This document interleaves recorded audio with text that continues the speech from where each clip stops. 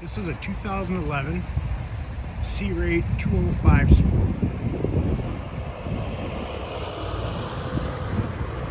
Comes with matching tandem axle trailer,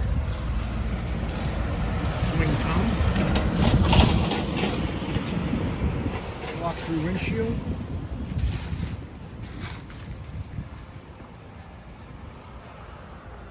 this bow rider is equipped with a 5-liter Mercruiser motor, nice swim platform, and sun pad. Like I had mentioned, a large sun pad.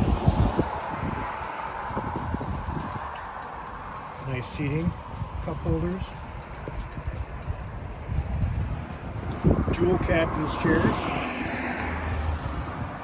and bolster seats. Coming to the helm, upgraded Kenwood stereo, depth finder,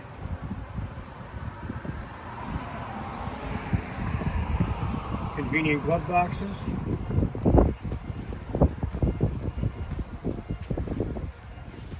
in-floor storage.